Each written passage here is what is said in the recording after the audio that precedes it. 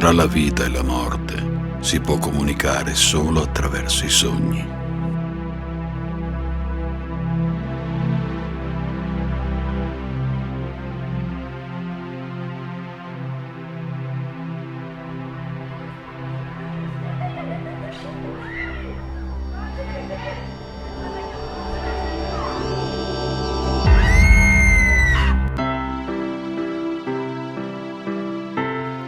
Nel 1995 la contessa Lucrezia Soranzi fu trovata senza vita sotto la torre del castello di Stigliano, a Santa Maria di Sala, Venezia.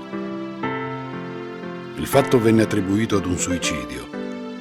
Il marito, il conte Lonzina, affermò che la moglie da tempo soffriva di una grave forma di depressione. 23 anni dopo viene allertata la polizia per il ritrovamento del corpo di una giovane donna nel parco del castello.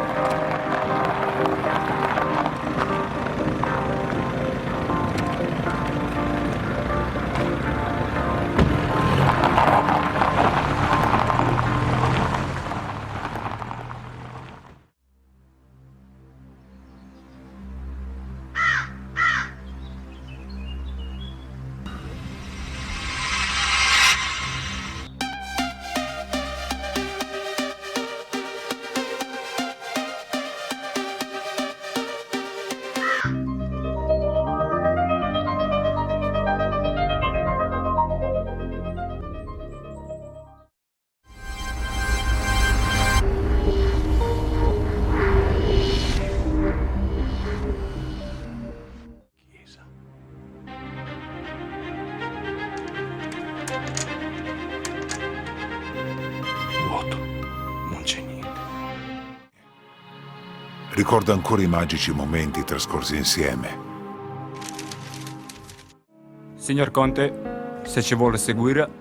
Sono contento di aver partecipato alla prima del cortometraggio del Conte Lonzina e quindi ringrazio la Veneto Film che mi ha invitato, così ho visto anche la partecipazione di altri nuovi attori dei prossimi progetti che stanno organizzando e elaborando sempre la Veneto Film. Sono qui perché sono stato invitato a partecipare a questa proiezione nuova di un film di Giuliano, io commissario Maretti. Tu non hai fatto parte dello staff? No, sono un aiuto, o meglio un collaboratore della stilista MR, che io collaboro con lei da qualche anno ormai. Vedo ci sono tanti bei progetti, intanto abbiamo cominciato con questo, poi ce ne saranno altri, anche la collezione maschile. Cosa vogliamo dire al mondo dello spettacolo, che un giorno ti troveremo nello staff del Veneto Film? Dai, chissà, dai, intanto mettiamo così le dita e siamo...